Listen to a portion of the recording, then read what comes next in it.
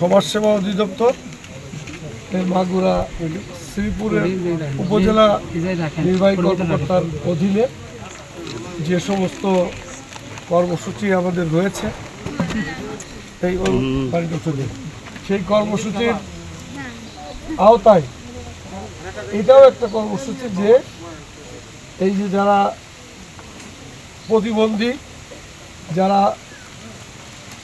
শারীরিক প্রতিবন্ধী বিশেষ করে তাদের জন্য হলো এই ধরনের হুইল চেয়ার, এবং এছাড়া আদিবাসীদের জন্য আমাদের কিছু কর্মসূচি আছে, আমাদের তাদের চেক বিতরণ আছে, সাইকেল আছে, এগুলো আমাদের আছে কর্মসূচি।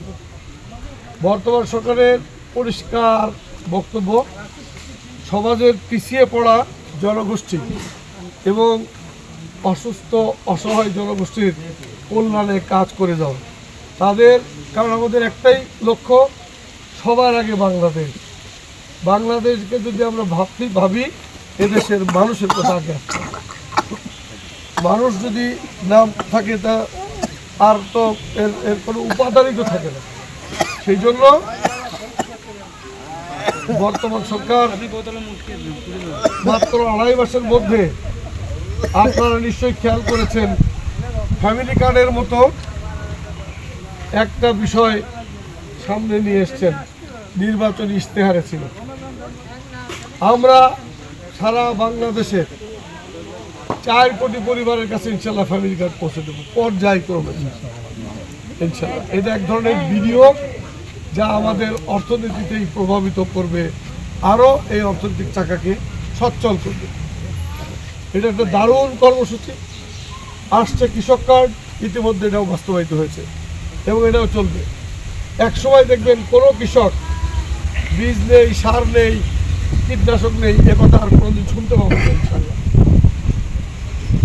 কৃষকরা একদম তার ন্যায্য মূল্যের দোকানে যে ওই কার্ড দেখায় ন্যায্য মূল্যের কার্ড করতে পারে, কৃষি যন্ত্রপাতিও পাবে।